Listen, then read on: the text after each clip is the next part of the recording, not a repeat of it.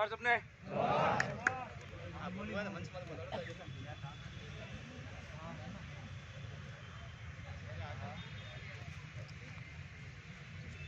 सबसे पहले आज हमारे इस संघर्षशील आंदोलन में पधारे, शांतिपूर्ण धरने में पधारे हुए सभी युवा साथियों से निवेदन है कि जहां पर भी आप खड़े हैं, एक बार अंदर आकर के आप बैठ जाएंगे, हमारी व्यवस्था बनी रहेगी। बहुत सारे वक्ताओं ने बताया भी होगा, पर हम जो कौम हैं, जो सबसे पहले हमारे हक अधिकारों के लिए हम लोग शांति तरीके से मांगते हैं, हम उस कौम के लोग हैं जो दोबारा अगर कोई चीज होती है तो थोड़े बहुत भाई इकट्ठा होकर के ज्ञापन के मार्फत से जो हमारे साथ अत्याचार करता है, जो हमारे ऊपर दमन करता है और जो हमारा सुनने वाला व्यक्ति होता है, हमारी पीड़ाओं को सुनने वाला व्यक्ति होता है, उसको ज्ञापन के मार्फत से हम उसको सूचित करते हैं कि श्रीमान फलाने फलाने इलाके के अंदर ऐसी चीजें हो रही हैं, जो आप सजग हो जाइए और उस इलाके के अंदर जाकर के देखिए कि हमारे लोगों के साथ में ऐसा अत्याचार हो रहा है। ऐसा लिख करके हम एक छोटा सा ज्ञापन देते हैं। उसके बाद हम वही अनुशासित लोग हैं जो उसके बाद में अगर हमारे ज्ञापन का रिटर्न में कोई जवाब नहीं आता और दमन हमारे ऊपर है वो बढ़ते ही रहते हैं, हमारे ऊपर ऐसे अत्याचार होते हैं वो बढ़ते ही रहते हैं, तो हम थोड़ी ज्यादा तादाद के अंदर, थोड़ी ही 1% ज्यादा तादाद के अंदर आकर के हम फिर से सचेत करते हैं उस व्यक्ति को कि हमारे पिछली बार दिया गया ज्ञापन के अंदर आपने क्या उसका निराकरण करा, क्या निस्तारण करा। उसके बाद अगर फिर भी वो सरकार हो या फिर यहाँ इलाके के अंदर जो बैठे हुए हमारे जो हमारी सुनवाई करने वाले लोग हैं, जैसे जिले के ऊपर जो व्यक्ति होता है जिला कलेक्टर होता है, और संभाग के ऊपर जो व्यक्ति होता है वो संभागीय आयुक्त होता है, और उससे भी कई बड़े पोस्ट पे जो बैठे हुए लोग होते हैं उनको भी। तो उसके बाद में भी अगर वो लोग हमारी सुनवाई नहीं करते हैं तो उसके बाद में हम जो अनुशासित कौम है, हम जो शोषित पीड़ित कौम है, शोषित पीड़ित लाचार जो कैटेगरी के लोग हैं, वो कहीं न कहीं हमारे दिल के अंदर दर्द होने लगता है, मन के अंदर ये चीजें होने लगती है कि कुर्सी पे बैठा हुआ व्यक्ति शायद हमारी बात नहीं सुन रहा। फिर भी हमें ऐसी तकलीफ होती है, एक व्यक्ति मिलता है दूसरे व्यक्ति से कि वाकई में समस्या का समाधान नहीं हो रहा है, तो वो लोग एक मैसेज के माध्यम से और एक तारीख तय करके आज जिस तलब से, जिस तरीके से हम यहाँ पर इकट्ठे हुए हैं, वो मांग हमारी, वो बात हमारी कब से उन जिम्मेदार व्यक्तियों को सौंपी जा रही है, जिम्मेदार व्यक्तियों को दी जा रही है, फिर भी उनके कानों तक जो जू है वो नहीं रेंग रही। उसके बाद में हमने आह्वान किया कि अब तो हमें कलेक्टर महोदय के सामने, संभाग के आयुक्त के सामने हमें धरना देना होगा और ये पूछना होगा कि पिछली बार हम आए थे तो आपको हमने सचेत किया था, हमने पूछा था कि आपने उसके लिए क्या काम किया, क्या नहीं किया, आप क्या करना चाहते हैं। अभी तक उनकी कानों तक जू नहीं रेंग रही है, शायद तक उन तक ये बात नहीं जा रही है। तो हम सब साथी यहाँ पर बैठे हुए आज पूछना चाहते हैं, दमन पे दमन होता जा रहा है, अत्याचार पे अत्याचार होता जा रहा है, आप अभी तक क्यों सोए हुए हो, आप अभी तक हमारी बातों को क्यों नहीं सुन रहे हो। तो उसी दिन का हमने इंतजार किया और वो दिन आज आ गया, और हम यहाँ से जितने भी युवा साथी भाई, जितने भी माता बहनें और जितने भी हम उम्र संघर्षशील जो साथी हैं वो पधारे हुए हैं, उनको सबसे पहले एक की बात कहना चाहूंगा कि आज भी हमारा जो धरना है, जो प्रदर्शन है, वो शांतिपूर्ण और अनुशासन के अंदर है। और आज हम यहां से चल करके कलेक्टर महोदय के सामने जाकर के ये बात रखेंगे, फिर से उनको याद दिलाएंगे कि साहब, आज से 6 महीने पहले हमने कोई बात उठाई थी और 6 महीने पहले हमारी उस बात का निराकरण तो हुआ नहीं।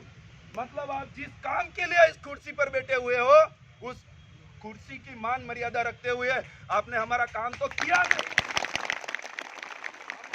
आपने हमारा काम तो किया नहीं, फिर भी आपको उस महीने की सैलरी तो आ गई साहब, आपकी सैलरी तो नहीं रुकी। हम पूछना चाहते हैं कि हमारा काम कैसे रुक गया साहब? हमारे ऊपर अत्याचार हो रहा था, वो अत्याचार होना क्यों नहीं रुका? वो अत्याचार हम पे रुके क्यों नहीं? वो शोषण, वो पीड़ाएं बार बार क्यों हो रही है? आज से कुछ समय पहले हमने पूछा था, आज तक अगर आप ये बता दो कि मैंने आपका काम नहीं किया, इसीलिए शायद मेरी सैलरी, मेरी तनख्वाह भी रुकी हुई है, तो हम शायद मान जाएंगे। पर आपने तो तनख्वाह और आपने पगार भी उठा लिया। आप जिस काम के लिए बैठे हुए थे, वो काम तो हमारा अभी तक हुआ नहीं। क्यों नहीं हुआ है? हम ये साथी सभी पूछना चाहते हैं और कहना चाहते हैं, आखिर क्या वजह है?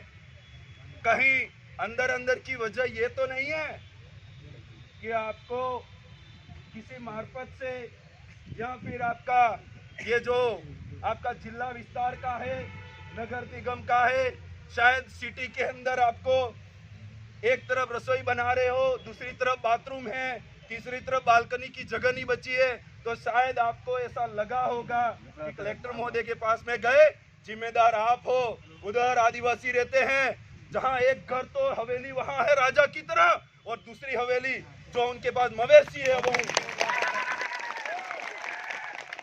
दिमाग के अंदर ये बात आई और ये कहा कि वहां जाकर के अपने जिले का, नगर निगम का विस्तार करो और जितनी भी जमीन आदिवासी की पड़ी हुई है वो छीनो।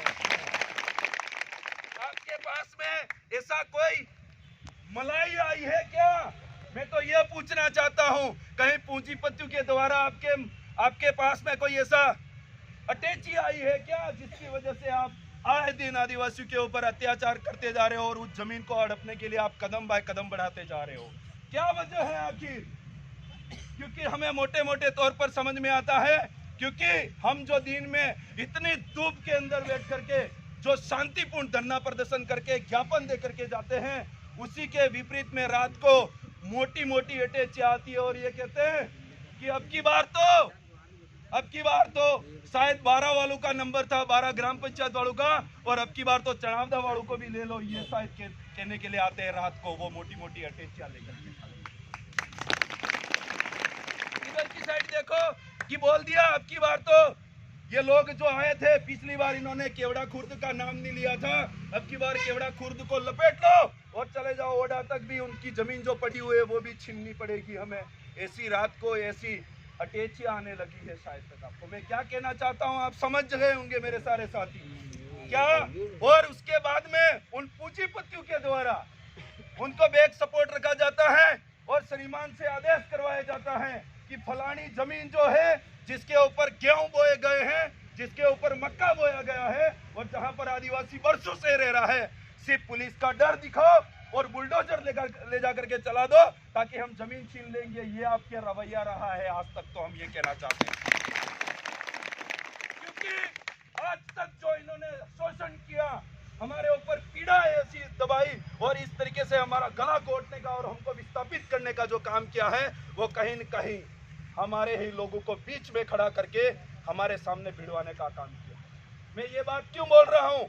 क्योंकि आदिवासी समुदाय इतना भोला रहा, अपने इलाकों के अंदर जहां मर्जी पड़े वहां प्रकृति को बचाते हुए वहां बचा हुआ है। वहां बचने के बाद किस तरीके से वो अपने जीव जंतु को लालन पालन करके, पालन पोषण करके प्रकृति के अंदर जिंदा रह रहा है। आज ये पूंजीपतियों के द्वारा जो कंपनियों का, प्राइवेट कंपनी का जो प्रोजेक्ट आता है, वो ला करके हमारे इलाके के अंदर डेवलप करना चाहते हैं। आप देख सकते हैं जावर माइंस का इलाका, मैं ज्यादा मोटे मोटे तौर पे बताना चाहूंगा आपको क्या हो रहा है हमारे साथ में। वहां क्या, किस बात को लेकर के एग्रीमेंट हुआ था? किस बात को लेकर के समझौता हुआ था? क्या एक भी बात का वहां पर पालन हो रहा है? नहीं हो रहा है, क्योंकि हमारे भाई बाहर दूर दराज भटक रहे हैं। आज क्या हुआ है? आज एक छोटी सी जमीन है, 1 बीघा जमीन है, एक बुजुर्ग के 2 बेटे हैं, तो 1 बीघा जमीन को लड़ने झगड़ने के लिए बांटने के बजाय वो आमने सामने लड़ झगड़ रहे हैं और पुलिस थानों में जाकर के केस करके आमने सामने रगड़ रहे हैं, झगड़ रहे हैं। और उस जमीन के ऊपर वो दोनों भाई आपस में लड़ने लगे तो किसी तीसरे ने फायदा उठाया है। आज तक आदिवासियों के बीच में यही हुआ है। ये हमको सोचने की जरूरत है। उसके बाद जब हम आवाज उठाने के लिए पीड़ित शोषित लोग यहाँ पर आते हैं और तब ये सरकार ये जो दमनकारी नीति अपना रही है, वहां पर भी वर्दी के वेश में ला करके हमारे ही भाइयों को खड़ा कर दिया जाता है। किया जाता है। आज यहाँ पर जो पुलिस प्रशासन घूम रहा है, मैं ये कह सकता हूँ 70 से 75, 80% अपने ही भाई है जो वर्दी के अंदर रखा गया है। सरकार की नीति रही है, जब भी और जिस भी लड़ाई के अंदर अगर लड़ना है और इनको लड़वाना है, पहले तो 2 भाइयों को लड़वाया गया जिससे जमीन छीन गई, और उसके बाद में हम इतने इकट्ठा हुए हैं। उसके बाद में क्या कहा गया कि इनके ही सिपाहियों की ड्यूटी लगाओ और इनके ही भाई आ रहे हैं, इनको ही आपके सामने लड़ा करके खत्म करो। भाइयों, समझना पड़ेगा और हमें दिमाग के अंदर ये गांठ बनानी पड़ेगी। जब अगर हमारे आदिवासी समुदाय के अंदर अगर ऐसी लड़ाई आती है, आदिवासी बनाम आदिवासी होता है, तो उससे हमें जाजम पर आकर के हमारे आपसी समझौते को बना करके हमारी जाजम की व्यवस्था कायम करके हमें समझौते करने चाहिए। ये बात आपको ध्यान रखने की जरूरत है। तब जाकर के हम इस लड़ाई को जीत पाएंगे। हमारे जल जंगल जमीन को हम हक अधिकारों पे कायम हो पाएंगे। हमारे हक अधिकार है, उनको जान करके हम तब ले पाएंगे, बाकी हम नहीं ले पाएंगे। साथ आज यहाँ पर बैठे हुए बहुत सारे भाइयों के भाई होंगे जो शायद वर्दी के अंदर यहाँ ड्यूटी पे लगा दिया होगा। एक घर से आया जो प्रदर्शनकारी है, धरनाकारी है, जो धरना देने आया है, और दूसरा लट लेकर के उसको सरकार के द्वारा पकड़ा दिया गया है। तो अगर कुछ ज्यादा बोलेगा तो शायद तेरे ऊपर लाठीचार्ज होगी। कौन मर रहा है? आदिवासी के सामने ही आदिवासी मर रहा है, क्योंकि इन लोगों को पता है जिस दिन आदिवासी अगर एक हो जाएगा तो हमारे शायद थोड़ा जगह नी से हलवा वड़ी जाए मणिपत।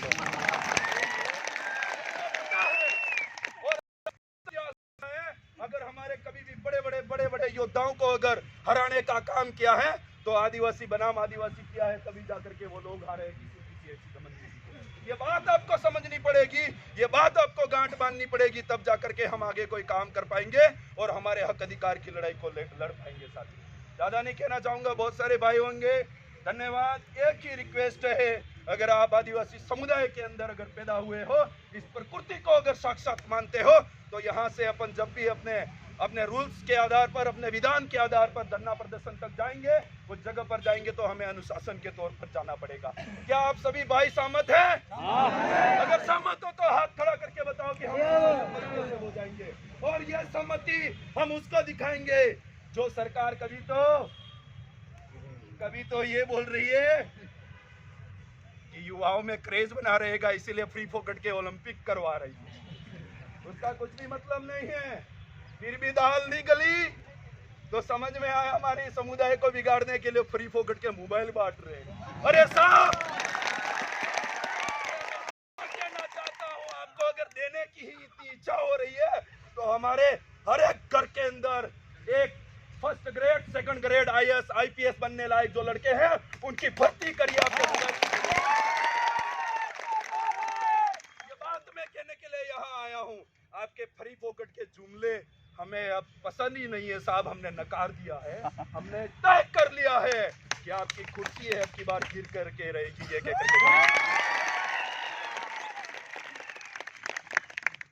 बहुत धन्यवाद। आदिवासी जित्तू भाई कटारा ने बहुत अच्छी बात कही। भाई को भाई से लड़वा दिया जाता है इन पार्टियों वालों ने।